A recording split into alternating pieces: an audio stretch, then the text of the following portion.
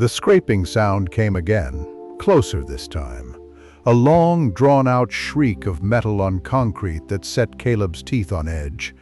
He pressed himself flatter against the cold steel of the telescope mount, pulling the rough canvas tighter around his sister's shoulders. "Don't move," he breathed, the words fogging in the frigid air of the observatory dome. "Don't even breathe." Beneath the canvas, Calla shivered, her small hand clutching his arm. "It knows we're here, Caleb. It knows something is here," he corrected, his gaze fixed on the dome's slit opening, a vertical gash of violet twilight in a world of black. It doesn't know what. He risked a glance at the object of their terror. A blot of absolute nothingness slid across the opening, a hole in reality that drank the starlight. It had no shape, only shifting edges where the world warped around it. A phantom. He felt the familiar icy dread that came with their presence, a cold that had nothing to do with the temperature. Yes, in his palm, his father's watch dug into his skin. It was heavy, silver, its face cracked, and its hands frozen forever at 3:14. Useless for telling time, but invaluable for telling this. A tiny crystal embedded beneath the frozen hands pulsed with a sickly green light, its rhythm a frantic heartbeat matching his own. Closer. It was getting closer. "The cloak," Calla whispered, her voice trembling. "We have to use the cloak." "No, not yet." Caleb's voice was firm, but his throat was tight. "You know what it does. It's a beacon. It's better than being seen." The scraping sound echoed from directly below them. It was inside. He made a decision. Okay. The control room. We have to make it to the control room. It's our only chance." He pulled the shimmering fabric from his pack. It felt like liquid silk, impossibly light, and it rippled with a faint, oily luminescence, the invisibility cloak, one of his father's last, desperate inventions. Yes, he threw it over Calla, and she vanished, the space she occupied replaced by a wavering, distorted view of the girders behind her. "Now you," she urged, her disembodied voice wavering. Caleb shook his head, holding up the watch. The green crystal was a frantic strobe now. "It's too close. It would sense the cloak's energy field immediately. I'll draw it away. You run for the control room door when you see your chance. Don't wait for me." "No, I'm not leaving you." "Calla, listen to me," he snapped, grabbing the distorted air where her arm should be. He could feel her thin frame through the fabric. "Dad's work, the harmonizer, it's in they. We get it working and these things can't touch us. This whole valley will be safe. It's what he died for." The words tasted like ash. He didn't know for sure that their father, Lincoln, was dead. He only knew that one day he'd walked into this observatory to activate his machine and never walked out. Yes. All they'd found was this watch, lying on the console, stopped cold. He saw the phantom ooze under the main dome door. It was like watching spilled ink flow uphill. It paused, seeming to test the air. Caleb grabbed a heavy wrench from a nearby tool cart. He took a deep breath, the air burning his lungs, and hurled it across the dome. It clattered against a far wall with a deafening series of bangs. The formless shape surged toward the sound. "Go!" Caleb hissed. The shimmer that was Calla darted from behind the telescope mount, a silent, watery distortion moving toward the far side of the dome. Caleb didn't wait to see if she made it. He scrambled in the opposite direction, his boots slipping on the grated floor, keeping himself behind pillars and equipment racks. The phantom, its attention drawn by the wrench, was a good 100 feet away, but he could feel its chilling proximity like a pressure against his skin. The watch's crystal was now a solid, frantic green. Yes. He ducked behind a massive console bank, humming with dormant power. He peered over the top. The phantom was turning, its non-form rippling as if sniffing the air. It was starting to sense him. He had to make it to the backup generator controls. The harmonizer would need immense power. He broke cover, sprinting across a short, open stretch of floor. A low hum vibrated through the air, a sound that felt like it was inside his skull. The phantom swiveled instantly and surged toward him, impossibly fast. There was no time. Caleb ripped the cloak from his pack and threw it over himself. The world vanished in a nauseating lurch. He was looking through the shimmer, the observatory floor distorted as if through a heat haze. The hum intensified tenfold, the cloak's energy field screaming its presence into the phantom's unique senses. The dark shape accelerated, a wave of oblivion rushing to meet him. He ran, his lungs on fire, his heart hammering against his ribs. Yes. The control room door was just ahead.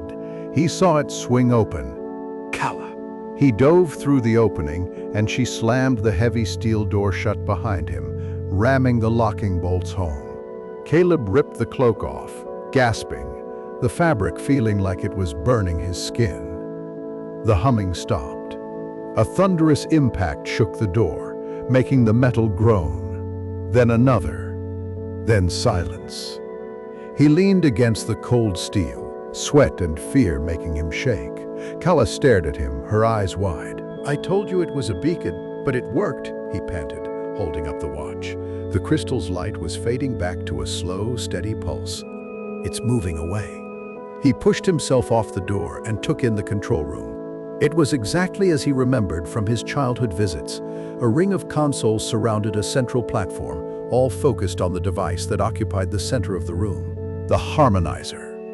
Yes, it was a beautiful, terrible thing. A sphere of interlocking brass rings and crystal lenses, wires snaking from it like metallic veins. It was their salvation. "Okay," he said, his voice gaining strength. "Let's get to work. Main power conduit is over there. We need to find the ignition sequence in Dad's notes." For the next hour, they worked in frantic, focused silence. Caleb rerouted the emergency power, coaxing long-dead systems back to life with sparks and the smell of ozone. Kala, meanwhile, sorted through the scattered schematics and notebooks their father had left behind. "I've got it," she finally said, holding up a single page. "The startup sequence. But it says it needs a chronometric key to align the energy frequency." "What's a chronometric key?" Caleb's heart sank. "A key? We tore this place apart looking for a key. There's nothing." He slammed his fist on a console, frustration boiling over. "We came all this way for nothing? He just left it locked?" "Yes, maybe he didn't," Kala said softly. She was standing by the main console of the harmonizer. She pointed to a small, circular indentation right in the center of the control panel. "Look at this." Caleb walked over. The indentation was smooth, metallic, about the size of a coin. He shook his head. "It says part of the machine, Kala." "No," she insisted. "Look at the scratches around the edge, and this little groove here." She traced a tiny notch of the rim. "It looks like the winder on Dad's watch." He froze. He looked from the indentation to the broken watch in his hand. The same size, the same shape. The winder would fit that notch perfectly. "It couldn't be. It's a watch, Kala, a broken watch." "It's just a keepsake, is it?" she challenged, her gaze unwavering.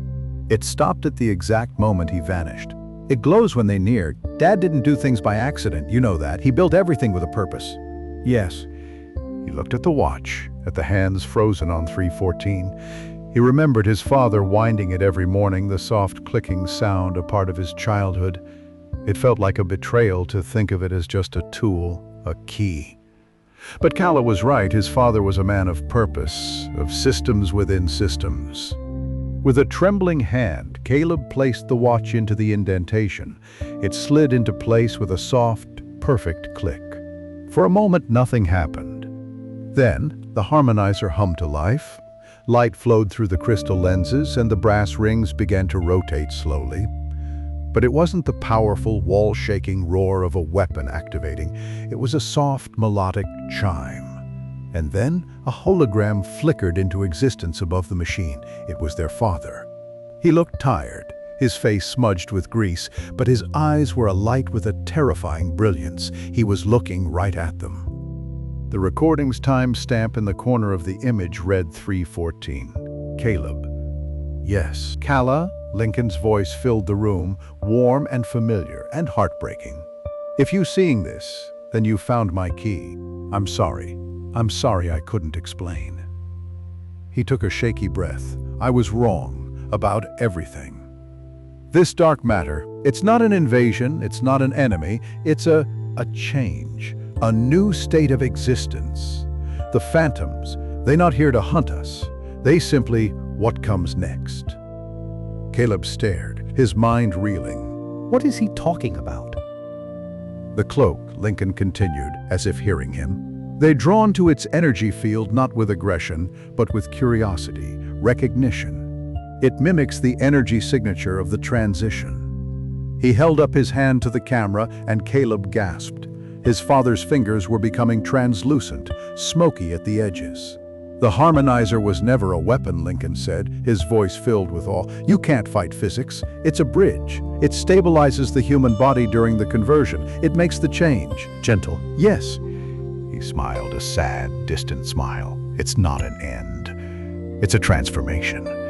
Don't be afraid of the dark. We are stardust, after all. It's just a different kind now. The image of their father flickered and dissolved into static, leaving only the soft chime of the machine. Silence descended in the control room, thick and heavy.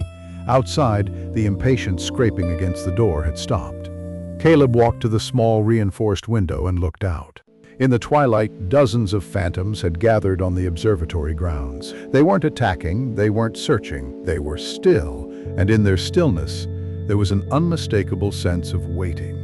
He turned back to the harmonizer, its steady melodic hum a question. On the console, next to the watch, a single large button glowed with a soft white light. The final activation switch. This wasn't a fortress, it was a doorway. The choice wasn't about fighting or hiding, it was about staying or going. Remaining human in a world that was no longer meant for them, or becoming something else. Kala came to stand beside him. She said nothing, just reached out and placed her small hand on top of his as it hovered over the glowing button. The warmth of her skin was real, solid, for now. He looked from her face to the waiting darkness outside and the silent, patient hum of the machine. Yeah.